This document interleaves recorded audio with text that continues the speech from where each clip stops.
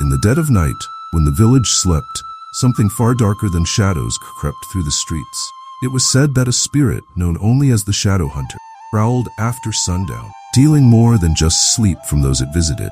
Doors were bolted, windows were shuttered, and the once lively village became a place of silence and fear. As soon as the sun dipped below the horizon, for weeks, no one dared to step outside after dark, and yet, the villagers knew it wasn't enough.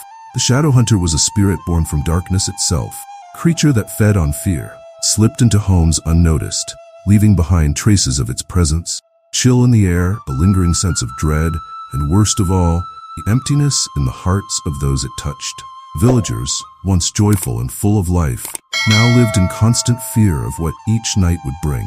But there was one man in the village who refused to surrender to the terror. His name was Kofi, a warrior known far and wide for his courage and skill.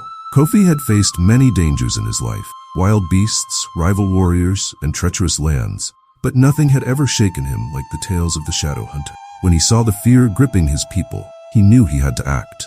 He would not allow this spirit to take hold of their lives, not while he had breath left in his body.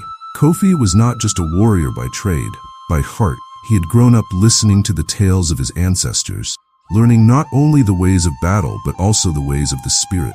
The elders of the village had taught him that spirits were not to be underestimated, but they were also not invincible. They could be fought, sometimes with weapons, often with wisdom, courage, and faith. One evening, as the sun was setting and the villagers hurried to lock themselves inside, Kofi gathered the elders together. "I will face the Shadow Hunter," he declared, his voice resolute. "I cannot stand by while this creature terrorizes our people. I will confront it and put an end to it." The elders exchanged worried glances. They respected Kofi's bravery, but they also knew the dangers of confronting a spirit as powerful as the Shadow Hunter. "Kofi," one of the elders began cautiously, "you are brave, but this is no ordinary enemy. The Shadow Hunter is a creature of darkness, born from the very shadows we fear. Are you sure you are prepared for what you will face?" Kofi nodded. "I am. The Shadow Hunter thrives on our fear, but I will not let it feed on mine. I will do whatever it takes to protect our village." The elders, seeing the determination in Kofi's eyes, knew there was no changing his mind. They offered him their blessings and handed him a small pouch of sacred herbs, said to protect against evil spirits. "Take these with you," the head elder said, his voice heavy with concern. "These herbs have been blessed by the ancestors. They will protect you. But remember, Kofi, this is not a battle of strength alone. You must be wise and brave." That night, as the full moon rose high in the sky, Kofi prepared for his battle. He donned his finest warrior attire, garments made from the skins of the fiercest animals he had defeated, painted his face with the markings of his ancestors, invoking their strength and protection. His spear, sharpened to perfection, was strapped securely to his back, and the pouch of sacred herbs was tied to his belt. The village was eerily quiet as Kofi stepped out into the night. The air was thick with the scent of fear, palpable tension that seemed to wrap itself around the village like a suffocating blanket. Kofi could feel the eyes of the villagers on him as he walked to the center of the village, where the moon cast a silvery light on the ground. He could hear the whispers of the wind, the rustling of the leaves, and the distant call of an owl. But there was no sound of life from the homes around him. Kofi stood in the village square, waiting. Cold night air brushed against his skin, and the shadows around him seemed to move with a life of their own. But Kofi remained still, his eyes scanning the darkness, his heart steady. He had faced many dangers before, but he knew this would be his greatest challenge yet. It wasn't long before the Shadow Hunter appeared. It emerged from the darkness like a wisp of smoke, its form shifting and changing, never quite solid. At first it was just a faint shadow, barely noticeable in the moonlight, but as it drew closer, it became more distinct, taking on a shape that was almost human, but not quite. Its eyes glowed a deep, unsettling red, and it moved with a grace that was both terrifying and beautiful. The air around it grew colder, and Kofi felt a chill that seemed to sink into his very bones. The villagers, watching from their windows, could only see the faint glow of the spirit's eyes and the silhouette of Kofi standing tall against the darkness. They whispered prayers to the ancestors, hoping that Kofi's courage would be enough to save them. For a moment, the warrior and the spirit faced each other in silence, the tension between them thick and heavy. Kofi could feel the weight of the Shadow Hunter's gaze, as if it was probing his mind, searching for his fears and weaknesses. But Kofi did not waver. He gripped his spear tightly and called out to the spirit, his voice strong and unwavering. "I am not afraid of you, Shadow Hunter," declared. "Tonight you will not harm my people. I will not allow it." The spirit paused as if considering Kofi's words. Then with a swift, fluid motion, it lunged at him. Kofi dodged to the side, swinging his spear, but the spirit was too fast. Moved like the wind, swirling around him, its cold breath brushing against his skin. Kofi shivered, but he held his ground, refusing to be intimidated. He knew that defeating the Shadow Hunter would not be easy. It was a creature of darkness, immune to the physical attacks that Kofi had used to defeat his enemies in the past. But Kofi was not just a warrior of strength, he was a warrior of wisdom as well. He remembered the stories the elders had told him as a child, stories of spirits and how to deal with them. He knew that brute force alone would not be enough to defeat the Shadow Hunter. He needed to outsmart it. As the spirit circled him, Kofi reached into his belt and pulled out the pouch of sacred herbs. He sprinkled them in a circle around himself, chanting the ancient words he had learned long ago. The words were meant to ward off evil, to protect the speaker from harm.